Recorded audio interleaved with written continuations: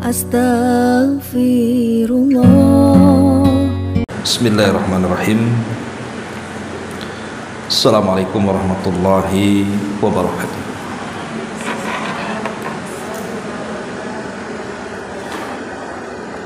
Alhamdulillah wassalatu wassalamu ala rasulillah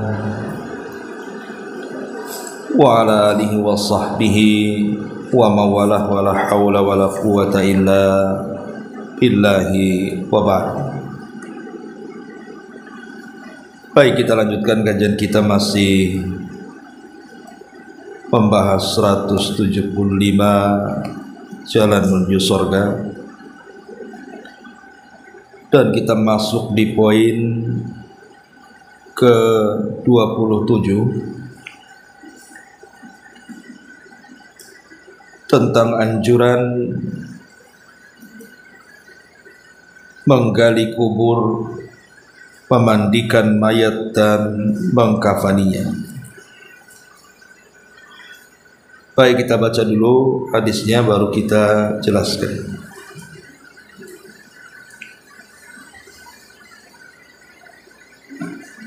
Nabi sallallahu alaihi wasallam bersabda di sini dari hadis yang dikeluarkan Imam Hakim dan disahihkan oleh Syekh Albani dalam kitab Sahih At-Targhib dan juga Tarhib. Man ghassala mayyitan fakatama alaihi ghafarallahu lahu 40 marratan wa man kafana mayyitan kasahullahu min sundusin wa istabrakin fil jannati wa man hafara limayyitin qabran fa ajnahu fihi ajrallahu lahu minal ajri ka ajri maskanin askanahu ila yaumil qiyamah. Kata Nabi, barang siapa yang memandikan mayat kemudian menyembunyikan aibnya, niscaya Allah akan memberikan ampunan baginya sebanyak 40 kali ampunan.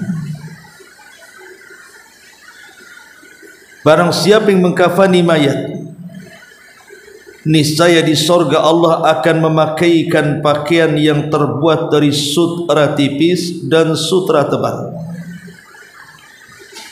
Dan barang siapa yang menggali kuburan untuk mayit dan dia pun menguburkannya, niscaya Allah akan mengalirkan pahala baginya sampai hari kiamat seperti pahala tempat tinggal yang ia berikan. Kata pengarang di sini, betapa bahagia orang-orang yang memandikan mayat,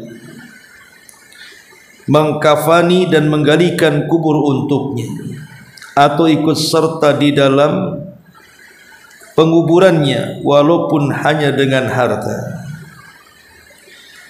Jika saja pahala orang yang menggali satu kuburan begitu besar, bagaimana halnya pahala orang-orang yang mewakafkan tanah kuburan yang digunakan untuk mengubur para hamba Allah. Sungguh tidak ada yang dapat menghitung pahalanya kecuali Allah. Bagaimana pula halnya pahala orang yang mewakafkan alat pemandian mayat atau berinfak dengan jumlah uang untuk pembelian kafan yang digunakan untuk menutupi banyak mayat. Oleh karena itu, ambillah pelajaran dan manfaat, ataupun manfaatkanlah kesempatan-kesempatan itu, karena sesungguhnya kalian memiliki banyak saudara seiman dan seagama, baik di belahan timur bumi atau di belahan barat, yang mati dan dia tidak memiliki harta untuk membeli kafan yang layak untuk diri-diri mereka. Baik, ma'asyiral muslimat yang dimuliakan Allah Subhanahu wa taala, Hadis ini menjelaskan 3 amalan yang sangat istimewa, khususnya ketika bicara tentang adab-adab menghadapi orang yang telah meninggal dunia. Dan 3 amalan ini memiliki pahala masing-masing yang berbeda. Pertama, memandikan, yang kedua mengkafankan, dan yang ketiga menguburkan. Ma'asyiral muslimat yang dimuliakan Allah Subhanahu wa taala, kita tahu bahwa setiap manusia itu sudah ditentukan ajalnya. Mau ataupun tidak mau pasti akan sampai kepada waktu ajalnya. Lah ada adab orang-orang yang masih hidup terhadap orang-orang yang sudah meninggal, yang diajarkan Nabi sallallahu alaihi wasallam, yang disebutkan dalam hadis ini. Pertama di sini Nabi mengatakan, man ghassala mayyitan fakatama alaihi ghafarallahu lahu arba'ina marratan. Sesiapa yang memandikan mayat kemudian menyembunyikan aibnya. Dari sini kita tahu bahwa orang yang memandikan mayat itu sudah seharusnya menyembunyikan aib orang yang dimandikan. Karena yang namanya manusia mestilah terkadang didapati aib ataupun cacat tertentu yang kalau diceritakan tidak baik. Umpamanya, si mayat ini mungkin memiliki bau yang tidak sedap, bau busuk yang boleh jadi mungkin kita tidak tahan untuk menciumnya. Sementara ibu ini sudah terbiasa memandikan mayat. Tidak boleh kemudian ibu katakan, selama saya memandikan mayat, baru kali ini saya memandikan mayat yang memiliki bau yang tidak sedap, kemudian diceritakan kepada orang. Karena begini Bu, terkadang al-jaza min jinsil amal, balasan itu disesuaikan dengan amalan. Yang mati itu bukan orang yang kita mandikan saja, terkadang kita yang memandikan juga akan mati juga. Bagaimana kalau seandainya kita yang memandikan mayat, yang juga telah dicatat akan mati juga, saat kematiannya Allah berikan bau yang sama kepada orang yang pernah kita mandikan dan kita ceritakan aibnya kepada orang. Tentu kalau seandainya dia hidup kan tidak suka dia kalau seandainya aibnya itu terbongkar. Karena bagaimanapun perlakuan kita kepada orang yang sudah meninggal itu sama seperti kita berlaku kepada dia saat hidupnya. Makanya menyakiti mayat itu dilarang kalau tidak ada unsur darurat. Seperti kalau unsur darurat itu seperti visum karena pembunuhan dan lain ya. Tapi kalau hanya dijadikan praktek, seseorang kemudian mengiris-ngiris ataupun membongkar-bongkar tubuh mayat, itu dilarang dalam Islam. Karena mematahkan tangan ataupun kaki atau tulang si mayat saat kematiannya itu sama dengan mematahkan saat kehidupannya. Jadi tetap kita harus memuliakan si mayat. Lah di sini ada kalimat fakatama alaihi. Jadi tugas orang yang memandikan itu bukan hanya memandikan si mayat saja, tapi berusaha menutupi aibnya. Sering saya katakan Bu, ada 5 perkara yang tidak boleh diceritakan kepada orang lain walaupun orang terdekat dari kita. Secara singkat, yang pertama, aib diri sendiri. Tidak boleh ibu menceritakan aib diri sendiri kepada orang walaupun kepada suami. Seperti mungkin ibu punya masa lalu yang tidak baik. Cukuplah masa lalu itu ibu pegang sendiri. Cukuplah masa lalu itu yang tahu ibu dengan Allah saja. Jangan ada yang tahu selain ibu. Karena Rasul mengatakan kullu ummati mu'afan illal mujahirin. Setiap umatku akan dimaafkan dosa-dosanya kecuali orang-orang mujahir. Kemudian sahabat bertanya, siapa mujahirin itu wahai Rasul? Maka Nabi mengatakan, wa inna minal mujahirati an ya'mala ar-rajulu bil-laili amalan thumma yusbih wa qad satarahu Allah. Termasuk amalan mujahirin itu, seorang laki-laki atau seseorang atau siapapun, dia melakukan sebuah perbuatan maksiat di malam hari, kemudian Allah tutupi. Tidak ada yang tahu maksiatnya kecuali dia dengan Allah saja. Lah setelah Allah Subhanahu wa taala tutupi maksiatnya, fayaqul, dia malah mengatakan, ya fulan amiltul barihata kada wa kada. Wahai fulan, aku sudah berlaku maksiat semalam, maksiat ini dan itu. Padahal Allah sudah tutupi itu maksiatnya, malah diceritakan kepada orang. Inilah yang disebut dengan mujahirin yang tidak akan dimaafkan Allah. Makanya tidak boleh menceritakan aib diri sendiri. Yang kedua, tidak boleh menceritakan aib orang. Kalau seandainya kita melihat ada aib saudara kita, maka kita tidak boleh menceritakan kepada orang.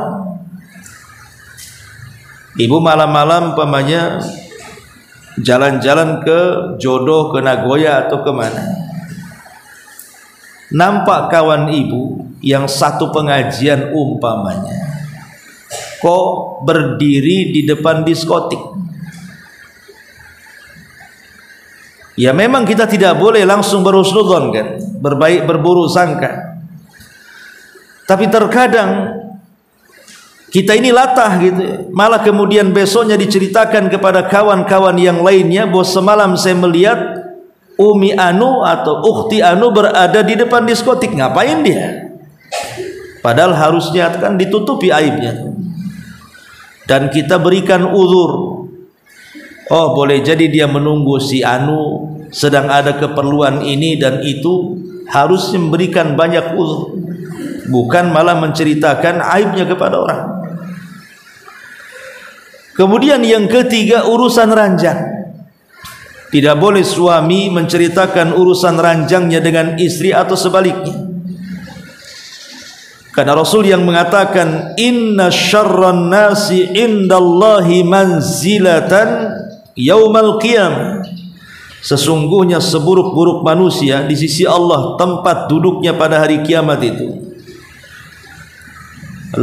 li rajulin yufdi ila imraatihi wa tufdi ilaihi thumma yanshuru syirraha, akhrajahu Muslim. Seseorang menceritakan urusan ranjang pasangannya, baik suami menceritakan urusan ranjang istrinya atau sebaliknya. Ataupun yang keempat, menceritakan amanah dengar. Ada orang bercerita kepada ibu, kemudian di akhir ceritanya dia mengatakan, tolong jangan ceritakan kepada orang. Kalau sudah dia menitip pesan seperti itu, jangan diceritakan. Janganlah diceritakan, Bu. Karena dia minta jangan diceritakan. Terkadang kita latah, kemudian kita menceritakan kepada orang dengan bahasa yang sama. Tolong ya, amanah dia jangan ceritakan. Cukup kamu saja yang dengar. Akhirnya orang ini juga ngomong ke orang lain seperti itu juga kan. Satu kampung tahu akhirnya. Dengan bahasa jangan ceritakan. Dan yang terakhir, inilah yang kita bahas. Kita tidak boleh menceritakan aib saudara kita yang sudah meninggal.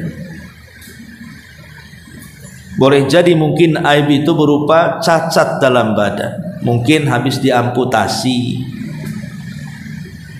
mungkin tangannya putus ataupun kakinya putus, ibu pula yang menjadi fardu kifayah. Jangan diceritakan ya. Karena bagaimanapun menceritakan saudaranya yang sudah meninggal dunia itu adalah sebuah aib. Kita harus menutup aib orang. Man satara musliman satarahullahu yaumal qiyamah. Jangan masalah ini saja, masalah yang lain contohnya. Dahulu ada seorang ulama namanya Asam Hatim Al-Asam. Hatim Al-Asam. Al-Asam itu artinya budak. Orang tuli itu dalam bahasa Arab disebut asam artinya. Tapi Hatim ini bukan ulama budak, bukan. Pura-pura budak. Pura-pura tidak mendengar. Maka disebut Hatim Al-Asam. Satu hari ada seorang wanita datang meminta fatwa. Karena mungkin ada masalah. Dia datang kepada Hatim Al-Asam. Entah kenapa ketika wanita ini menceritakan masalahnya, dia tidak tahan perutnya, akhirnya kentut dengan suara yang keras di hadapan ulama besar, ulama bukan kaleng-kaleng. Hatim Al-Asam. Coba gimana rasanya? Tentu malulah kan begitu. Contoh, ibu datang ke saya kemudian menceritakan kisah ibu, ingin minta solusi. Di tengah-tengah menceritakan, ibu pula kentut dengan suara ledakan keras kan itu. Ya tentu ibu malulah kan itu. Tetapi saat wanita ini menceritakan, di tengah-tengah cerita dia kemudian kentut dengan suara yang keras, Hatim Al-Asam ini pura-pura nggak dengar. Jadi saat wanita ini merasa malu dengan pucat mukanya, Hatim Al-Asam hanya mengatakan, irfa'i sautiki, tolong keraskan suaramu, aku nggak dengar katanya. Maka dalam hati wanita ini berarti dia kurang pendengarannya. Boleh jadi dia tidak mendengar suara kentutku kan bahasanya begitu. Dari situ kemudian yang tadinya pucat menjadi merah kembali mukanya. Padahal sebenarnya dia pura-pura nggak dengar. Sebab kalau seandainya dia tahu bahwa Hatim ini mendengar, tentu akan malu. Begitulah seorang Hatim Al-Asam menyembunyikan aib supaya dia tidak malu, gitu maksudnya. Ini enggak, kadang-kadang mau sengaja ibu ledak-ledakan itu kentut itu ya. Dan tidak punya malu kadang-kadang kentut depan suami atau depan orang tua atau depan kawan-kawan, sudah hilang rasa malunya kadang-kadang. Tapi di sini lihat bagaimana Hatim Al-Asam mengajarkan kepada kita untuk pandai menyembunyikan aib orang. Karena bagaimanapun Rasulullah SAW mengatakan, man satara musliman fid dunya satarahullahu fid dunya wal akhirah. Siapa yang menutup aibnya seorang muslim di dunia, maka Allah akan tutup aibnya di dunia dan di akhirat. Nah, di sini Rasul mengatakan, man ghassala mayyitan fakatama alaihi. Siapa yang memandikan mayat dan menyembunyikan aibnya, apa pahalanya? Ghafarallahu lahu arba'ina marratan. Sebagai balasannya, Allah akan mengampuni dosanya sebanyak 40 kali. Subhanallah. Kalau Allah Subhanahu wa ta'ala yang mengampuni dosanya, maka cukuplah Allah yang mengampuni kesalahan-kesalahan kita. Satu kali saja sudah cukup. Ini 40 kali menunjukkan bahwa istimewanya orang yang memandikan mayat dan menyembunyikan aib si mayat tersebut. Makanya kan kita lihat, kalau kita sedikit bicara adab memandikan itu, kan tidak semua orang boleh memandikan mayat itu. Tidak semua orang boleh memandikan mayat, tetapi ada tahapan-tahapan. Di antaranya ulama mengatakan ketika membahas tentang syariat memandikan mayat, bahwa orang yang pantas atau layak memandikan mayat itu pertama adalah orang yang diberikan wasiat. Ketika ibu masih hidup, umpamanya ibu memberikan wasiat kepada keluarga, kalau saya yang meninggal, tolong yang memandikan jasad saya Ummu Fulan, Ummu Fulana, Ustazah Fulan, Ustazah Fulana. Kenapa? Karena biasanya orang yang berwasiat itu paham bahwa kalau dia yang memandikan saya, insya Allah aib saya tidak akan dibongkar. Maka siapapun yang diberikan wasiat untuk memandikan mayat, maka dia harus menjalankan wasiat itu. Ini yang pertama. Kalau memang dia tidak berwasiat, maka orang yang terdekat tentunya, suami memandikan istri atau sebaliknya.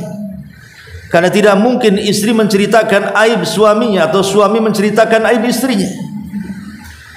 Jadi yang memandikan orang terdekat, ataupun mungkin ayah kepada anaknya, atau mungkin kepada kakek kepada cucunya, atau anak kepada ayahnya, baru kemudian kerabat-kerabatnya.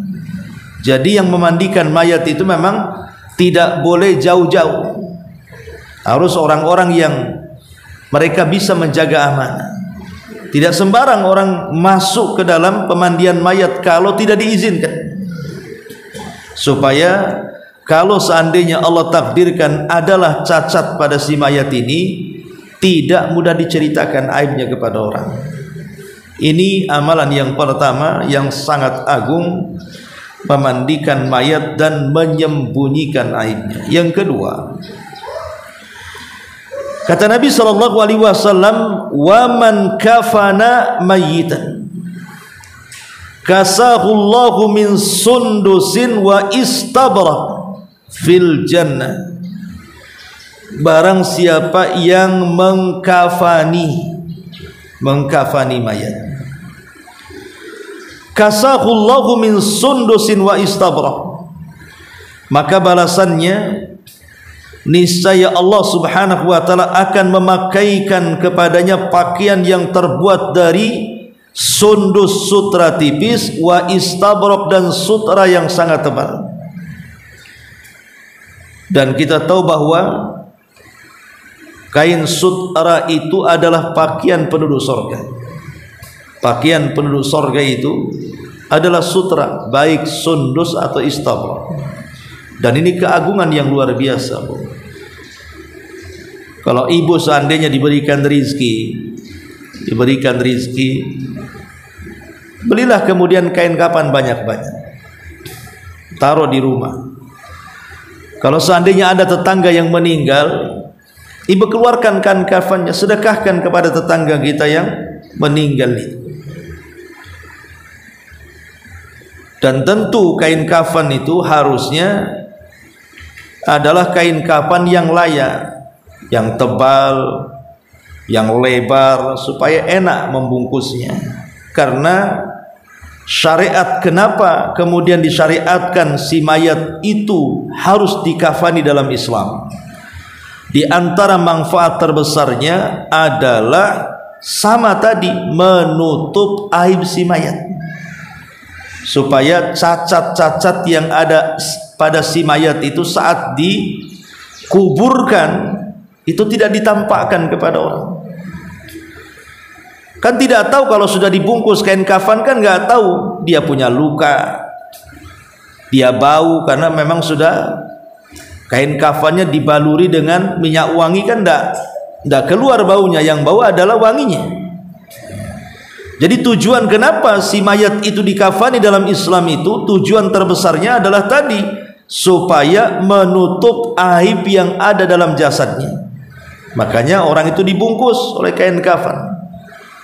Coba bayangkan kalau seandainya Orang itu dimandikan tanpa dikafan, telanjang bulat-bulat gitu saja, kemudian dibawa ke kuburan dan dikuburkan. Kalau seandainya ada cacat atau aib pada si mayat itu, kan tentu akan dibicarakan orang itu nantinya. Makanya dengan dibungkusnya kain kafan itulah akhirnya aib atau cacat si mayat itu tertutupi, sehingga tidak ada orang yang tahu kecuali orang yang memandikannya saja, atau mungkin keluarga yang terdekatnya. Disunahkan di situ kafan itu yang lebar, kemudian yang tebal, supaya betul-betul membungkus dan menutupi, itu tujuannya. Lah di sini Nabi SAW mengatakan kalau ibu menyediakan kain kafan untuk disedekahkan kepada saudara yang meninggal dunia, maka sebagai balasannya akan diganti dengan kain sutra kelak di sorga. Dan tentu sutra di sorga dengan sutra di dunia kan akan berbeda, walaupun sama-sama namanya. Kata Abdullah ibn Abbas radhiyallahu anhuma, kesamaan sorga dan dunia itu hanya ada di nama, bukan di hakikat. Sama-sama namanya sutra, tapi hakikat sutra dunia dengan sutra yang ada di sorga itu berbeda. Syukur-syukur kalau ibu yang mengkafani. Ibu sudah yang memandikan saudari ibu, kemudian ibu pula yang mengkafaninya, maka tentu lebih besar lagi pahalanya. Ini yang kedua. Kemudian yang ketiga, di sini Nabi SAW mengatakan, wa man hafara limayyitin qabra, wa man hafara limayyitin qabra, barang siapa yang menggalikan kuburan untuk si mayat. Tidak mesti langsung terjun dengan membawa cangkul, tidak. Boleh jadi ibu yang memesankan lubangnya. Umpamanya ada saudari ibu yang meninggal, sudahlah kata ibu, saya menanggung kuburannya. Ibu telepon ke kantor yang ada di Tamiang yang jaga kuburan, pesan 1 kuburan, saya yang bayar. Itu masuk juga. Barang siapa yang menyediakan lubang kuburan atau menggali kuburan untuk si mayat, fa ajnahu fihi ajrallahu lahu minal ajri ka ajri maskanin askanahu ila yaumil qiyamah. Niscaya Allah akan mengalirkan pahalanya baginya sampai hari kiamat, seperti pahala tempat tinggal yang ia telah berikan kepada si mayat. Kalau seandainya ibu menyediakan 1 lubang kuburan untuk saudarinya, berarti ibu sudah dapat 1 istana di sorga. Kalau 2 lubang kuburan, ya 2 istana. Kalau 3 lubang kuburan, 3 istana, dan begitu seterusnya. Jadi Allah janjikan tempat yang sangat indah dari istana-istana sorga bagi siapapun yang menyiapkan lubang kuburan untuk saudarinya. Inilah 3 amalan yang luar biasa. Tapi kan tidak mungkin seorang wanita ke kuburan menguburkan, tugasnya laki-laki kan. Tetapi memungkinkan ibu membeli kuburan kan? Tidak harus datang ke kuburan. Makanya kemudian catatan dari pengarang di sini, walaupun hanya dengan harta, pamannya ibu tidak langsung memandikan, ibu yang bayar orang yang memandikan. Ibu tidak langsung mengkafani, tapi ibu membelikan kain kafannya. Ibu tidak langsung menggali dan menguburkannya, ibu yang membeli lahat kuburannya. Maka itu masuk kepada hadis ini tentang keutamaan orang-orang yang memfardu kifayahkan si mayat di sini. Ma'asyiral muslimat yang dimuliakan Allah Subhanahu wa taala. Di dalam hadis Nabi sallallahu alaihi wasallam kita tahu bahwa di antara syariat Islam ketika berhadapan dengan orang yang meninggal dunia adalah dengan cara menyegerakan. Tidak boleh kemudian mengakhir-akhirkan dalam mengurus jenazah. kalau sudah pasti yakin bahwa dia meninggal dunia. Maka kita tidak boleh kemudian membiarkan si mayat itu dibiarkan begitu saja. Jadi harus cepat dimandikan, harus cepat dikafankan, disolatkan dan dikuburkan. Sebab ada hadis Nabi mengatakan asri ubil janazah, segerakan kalian memfardu kifayakan jenazah itu. Sebab kalau dia orang baik, maka itu kebaikan bagi si jenazah. Berarti kalau kita lambat-lambatkan, kita zalim kepada dia. Karena ketika seseorang itu membawa mayat di atas keranda menuju tempat kuburan, maka ruh orang yang meninggal itu, kalau dia orang baik, maka dia akan mengatakan apa? Qaddimuni, qaddimuni, segerakan aku, segerakan aku. Ruhnya yang ngomong begitu tuh. Segerakan aku, segerakan aku. Sementara kita malah tidak menyegerakannya. Kan zalim kepada orang yang sudah meninggal jadi kalau dia orang baik. Tapi kalau dia orang jahat sekalipun, maka itu sama saja meletakkan keburukan diletakkan di rumah kita tuh. Sudah jelas dia orang jahat, ada keburukannya, malah kita senang keburukan itu diletakkan dalam rumah. Makanya Nabi SAW dengan tegas mengatakan, wa intaku salihatan, kalau memang dia orang saleh, fa khairun tuqaddimunaha ilaihi, maka kebaikan yang kau segerakan untuk dia. Tapi kalau seandainya dia orang jahat kemudian tidak disegerakan, itu namanya fasyarrun tadhauna fi riqabikum, itu sama meletakkan keburukan di leher-leher kalian. Karena ada 7 perkara Bu dalam kehidupan kita ini, kita tidak boleh melambat-lambatkan. Kita tidak boleh melambat-lambatkan dalam 7 perkara. Bukan hal jenazah saja. Pertama, dalam persoalan tobat, tidak boleh melambat-lambatkan soal tobat. Kalau kita melakukan dosa, segera tobat. Jangan sampai sebelum kita bertobat kita mati. Maka dalam hal tobat kita harus menyegerakannya. Dan itu disebutkan di dalam Al-Quran ya, tentang bersegaranya kita bertobat. Wasari'u ila maghfirati mir rabbikum, segeralah kalian meminta ampunan dari Rabb kalian. Jadi tobat itu tidak boleh lambat-lambatkan. Ini yang pertama. Kemudian yang kedua, melaksanakan hak-hak yang memang harus segera ditunaikan.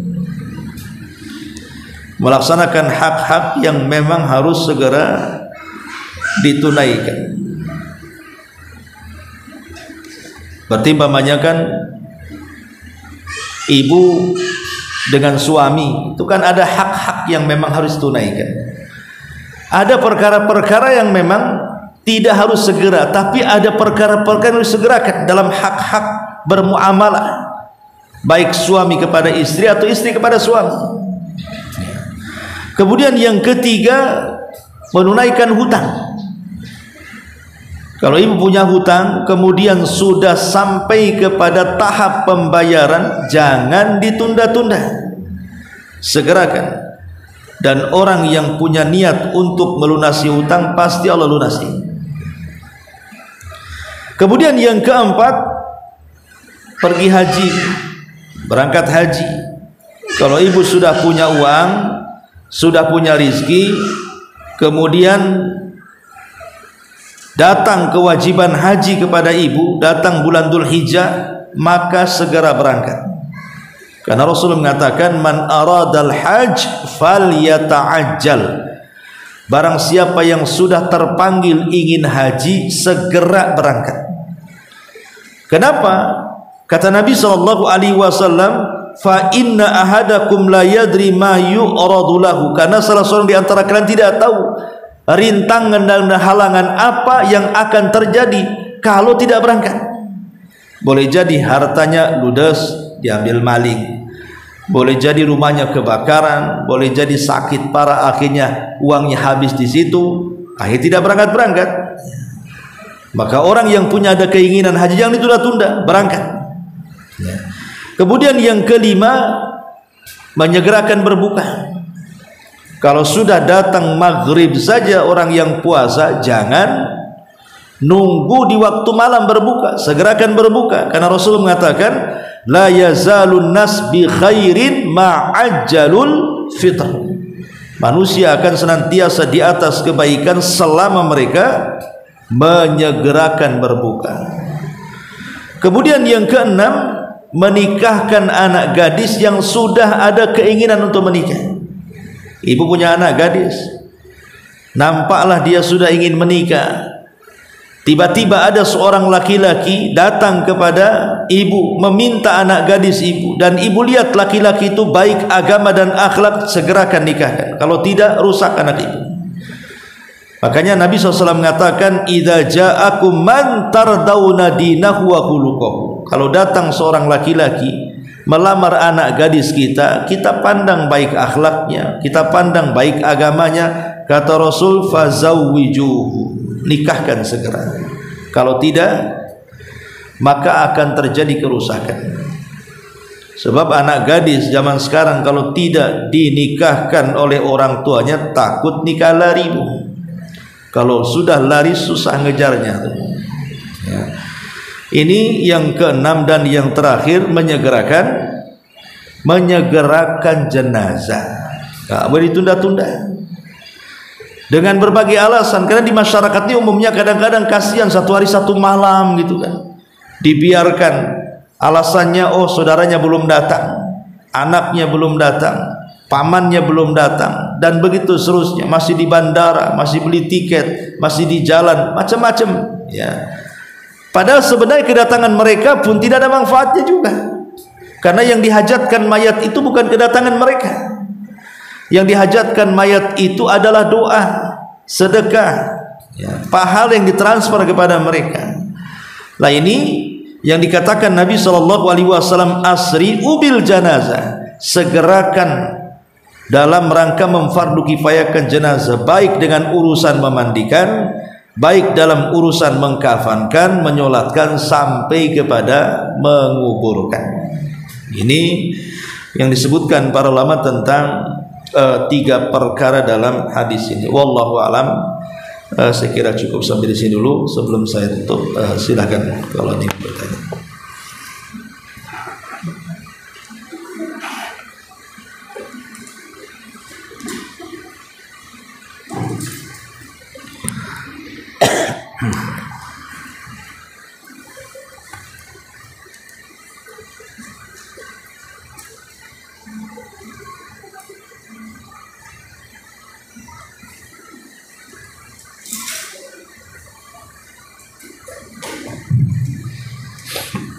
Assalamualaikum Ustaz. Waalaikumsalam.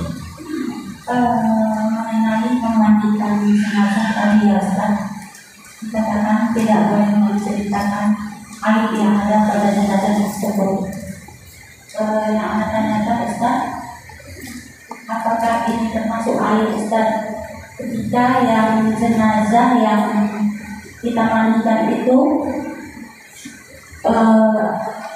kecelakaan ya Ustaz?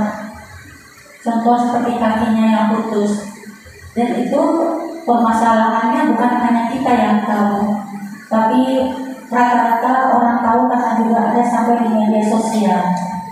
Jadi ketika ada yang menanyakan kepada kita, siapa yang memandikan jenazah tersebut? Misalnya ada yang menjawab, saya yang memandikan. Itu yang patah kakinya ya? Oh, langsung kita bilang, oh iya itu kakinya patah dan kamu mandikan begini. Apakah sewaktu kita mengiyakan kakinya yang putus itu termasuk kita menceritakan aibnya Ustaz? Ya, alhamdulillah, salatu wassalamu ala rasulillah, amma ba'd. Wallahu alam. Tapi yang jelas bahwa kalau seandainya kasusnya seperti yang diceritakan, memang orang sudah tahu dia kecelakaan, putus tangannya, putus kakinya, terpisah kepalanya dan begitu seterusnya. Kemudian kita ditugaskan untuk memandikan. Setelah mandikan kemudian ditanya, itu gimana? Apakah si mayat itu betul putus kakinya? Ada pertanyaan seperti itu. Ya ibu katakan saja, tidak ada masalah. Kan ibu menceritakan sebuah jawaban dari sebuah pertanyaan. Ibu tidak menceritakannya, tapi ibu menjawab orang yang bertanya. Kalau menjawab orang yang bertanya, maka lihat-lihat dulu siapa orang yang bertanya itu. Ini kalau yang bertanya mungkin orangnya dianggap amanah oleh ibu, ya kalau ibu iyakan insya Allah mungkin orang paham kan itu. Tapi ada orang-orang yang bertanya itu memang mencari-cari aib. Kalau itu terkenal orang itu mencari-cari aib, ya tidak perlu dibahas, tidak perlu dijawab pula keinginannya. Karena dikhawatirkan kemudian akan diceritakan kepada orang. Dan tidak perlu diceritakan bagaimana ibu mandikannya. Cukup ibu katakan saya sudah mandikan, selesai. Tidak perlu detailkan. Oh saya sudah kasih ini, sudah kasih itu, tidak perlu. Ya cukup ibu tahu yang tahu ibu yang mandikan saja. Tidak perlu dirinci kalau menceritakan. Alhamdulillah sudah saya mandikan. Kan begitu saja. Ya memang dia putus tangannya, tapi alhamdulillah sudah saya mandikan. Tidak perlu ceritakan, aduh itu darahnya, ini itu baunya begini dan begitu. Itu sama dengan menceritakan aib si mayat namanya. Wallahu alam, saya kira kalau hanya menjawab iya gitu saja ya tidak termasuk lah. Wallahu a'lam. Kalau ditanya ya Ustaz, ketika kita memandikan jenazah, terus kita juga menyampaikan kepada teman-teman kita pas waktu itu bagaimana cara memandikan jenazah, tentu ada pertanyaan bagaimana kalau jenazah yang normal biasa. Terus yang seperti tadi ada yang putus kakinya. Terus jenazah seperti yang pernah memandikan bermacam-macam bentuknya Ustaz ya. Ada yang sampai kepala yang kedua, ada yang jadi hal-hal yang Anda dapatkan di dalam praktek memandikan jenazah untuk membahas kepada yang ingin belajar memandikan jenazah. Itu anak angkat cerita, namun tidak anak ceritakan siapa orangnya, tapi caranya begini, cara orang yang ketika kakinya begini, cara wudhunya begini, kalau kepala terbelah, tapi tidak menceritakan baunya apanya. Itu termasuk menceritakan aib Ustaz? Ya enggak, insya Allah, karena itu kan memberikan pelajaran. Ya sama juga saya, macam-macam orang yang saya mandikan. Kalau saya lagi mengajarkan praktik fardu kifayah, ya kita jelaskan saya punya pengalaman. Ada jenazah yang saya mandikan itu patah tangannya, maka nanti ketika Anda memandikan jenazah yang patah tangannya nanti seperti ini. Enggak, itu bukan menceritakan aib karena kan enggak disebut namanya. Iya, kalau tidak disebut namanya tidak menceritakan aib. Dan itu diceritakan karena untuk pembelajaran, tidak ada masalah. Tapi kalau sudah disebut namanya, itu saya punya pengalaman waktu meninggalnya Ummu Anu. Nah, itu kan sudah disebut Ummu Anunya tuh. Nah, itu tidak boleh. Nah, tapi kalau dia mengatakan secara global saja, ya saya punya pengalaman waktu memandikan jenazah. Adalah yang patah, adalah yang diamputasi. Nggak ada masalah kalau gitu kan, nggak disebut namanya. Nggak boleh, itu kan disebut namanya. Ya, itu saja sebenarnya. Wallahu a'lam. Ada yang mau bertanya?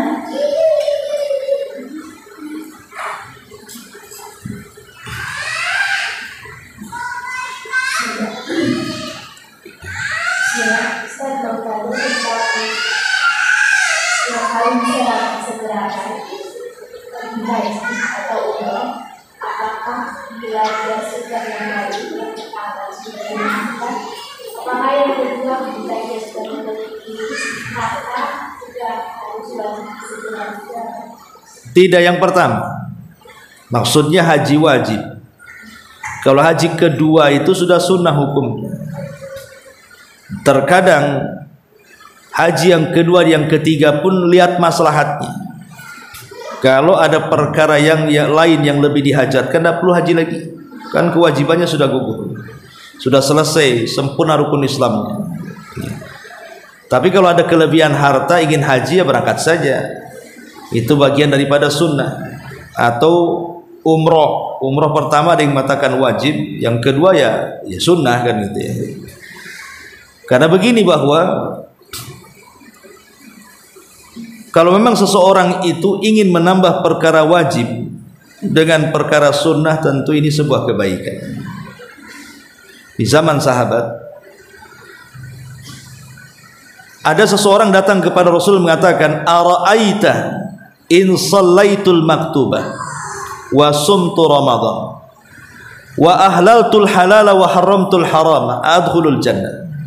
Rasul, bagaimana pendapatmu jika aku hanya mencukupkan solat wajib saja, puasa Ramadan saja, jadi dia tidak solat sunnah, tidak rawatib, tidak duha, tidak tahajud, tidak witir, dia solat 5 waktu saja. Kemudian dia pun tidak pernah puasa, tidak Syawal, tidak Dzulhijjah, tidak Muharram, tidak Kamis, tidak Daud, tidak Ayyamul Bid, pokoknya dia hanya Ramadan saja.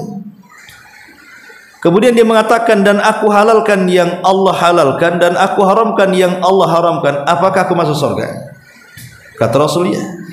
Dalam riwayat yang lain, ya, kalau dia jujur niatnya. Kalau memang dia betul-betul jujurnya, maksudnya betul-betul menjaga yang wajib. Tapi pertanyaannya, siapa yang tahan menjaga yang wajib? Mesti ada kelalaian. Ibu bertahan sholat tepat waktu, tidak bisa. Pasti 1 hari tidak akan tepat waktu. Ibu bertahan puasa Ramadan, pasti 1 hari juga ada lalainya. Mungkin saat puasa ibu ghibah, ibu dusta, sehingga disitulah dihajatkan kepada yang sunnah. Walaupun sebenarnya kalau kita menjaga yang wajib itu sudah cukup syarat kita masuk surga, tetapi bukan berarti melalaikan yang sunnah, karena perkara sunnah itu terkadang menyempurnakan perkara wajib. Makanya kata Imam Al-Qurtubi rahimahullahu ta'ala, siapa yang meninggalkan sunnah secara keseluruhan, maka dia telah meninggalkan keuntungan yang sangat besar dan pahala yang melimpah. Dan siapa yang meninggalkan sunnah karena meremehkan, maka itu sebuah kefasikan. Jadi tetap saja sunnah itu perlu. Walaupun sudah haji, nggak apa-apa haji lagi. Sudah umroh, nggak apa-apa umroh lagi. Sama dengan orang sudah puasa Ramadan, ditambah dengan Syawalnya, ditambah dengan Dzulhijjahnya, ditambah dengan Muharramnya, ditambah dengan Senin Kamisnya, Dawudnya, Ayyamul Bidnya, tidak ada masalah, bagus kan itu. Sudah sholat wajibnya, ibu tambah dengan rawatibnya, dengan nafilahnya, dengan duhanya, dengan witirnya, dengan tahajudnya, itu bagus lagi. Karena bagaimanapun kita mencukupkan yang wajib saja terkadang ada kekurangan, maka kekurangan itulah disempurnakan dengan yang sunnah. Tetapi kewajiban menyegerakan tentu yang wajib.